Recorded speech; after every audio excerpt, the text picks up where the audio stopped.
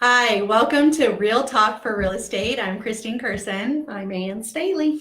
And we're going to talk to you today about real estate closings, what to expect out of a closing, whether you're a buyer or seller. We always hope that it's a fun time for either party. Supposed to be, yeah. Yes. A joyous occasion. Yeah, so Anne's going to tell you about, if you're a buyer, kind of things to expect from your closing. Okay. So hopefully you should be getting a settlement sheet. It will look like this. Has all of your numbers on it. You usually get it about 3 days ahead of time from your lender or the title company if you're paying cash. On it, it will have all of your fees. If it's a lender side, then the lender will be going over all of the lender fees with you. But there's a couple of other things that are pretty standard. There'll be things like a credit for your earnest money that'll get credited back to you. Depending on your loan, occasionally your appraisal will be credited back to you. You will have paid for it up front, but it'll be credited back. The lender fees, like I said, you'll talk to your lender about those, and we'll go over them and make sure that they don't look totally out of whack or something crazy, but your lender will go over those with you and make sure those and are your correct. Lender fees are one of the bigger parts of a closing for a buyer. Definitely, yeah.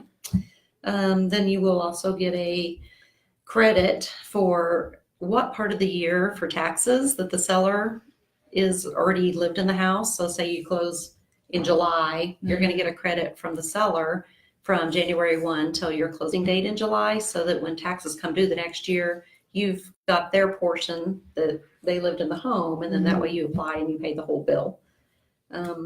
There's usually a water deposit fee, which the title company takes care of, and they change the water over for you so it stays with the property. Yeah, one less thing that you have to take care of. I have a lot of buyers. I call the city. No, you don't need you don't have to call the city. Call your electric, call your gas and company, electric propane, are the anything. biggest. Yeah. And that's another thing in prorations. There may be, if there's propane, then they'll prorate the propane, and you'll get paid at closing, kind of a credit debit thing from the buyer and seller for what the seller already has paid for in the tank. You're going to pay them, for what's left. There'll be a reading on the tank. Yeah, and they base it off of like the rates, current rates. Exactly.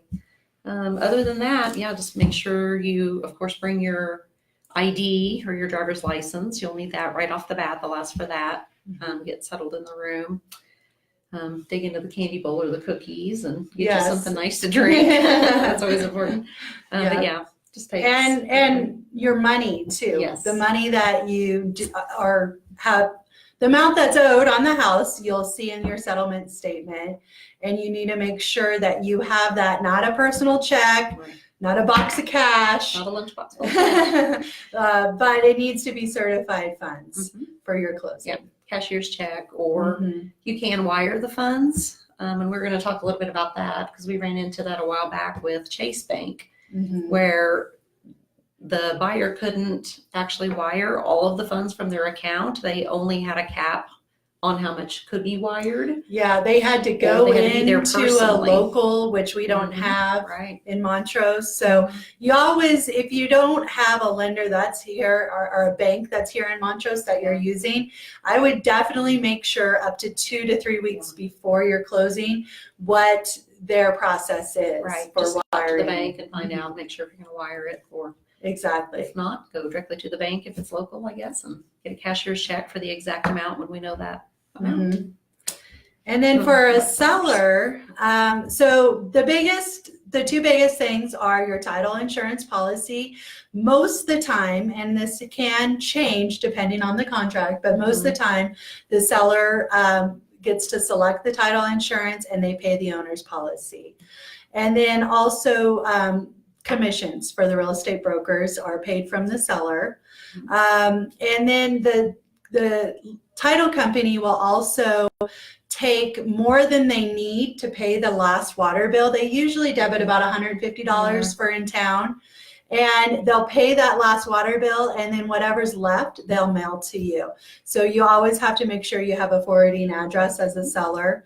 And then again, you'll get your taxes out as a debit. They'll debit the time you were in the home, say from January 1st to July 1st.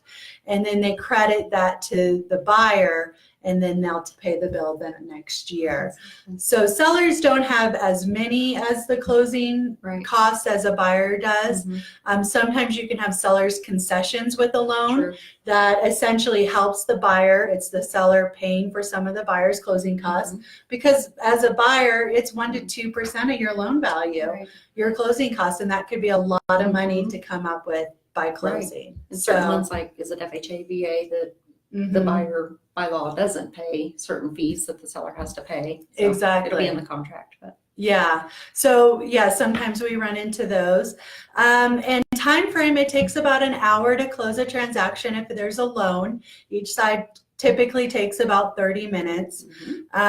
You know, it's, like I said, a relatively easy process. The title company usually has everything ready, and then you get emailed to you not only your settlement statement, but a copy of the deed, as well as a bill of sale for any appliances or anything coming with the house. And so when your broker sends you those, the biggest thing is you need to verify it's correct, especially the names on the deed and just the inclusions that, in fact, yes, this is what it is going with the trail, with the sale. So.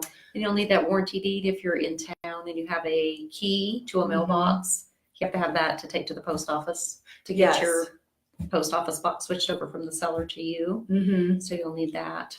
Yeah, the deed's important. And if you mention that to the title company, they'll usually put it on top for you. So it's really easy to find in your bundle of papers, because, you know, it's not enough documents that you get. So only a tree's worth. Yes.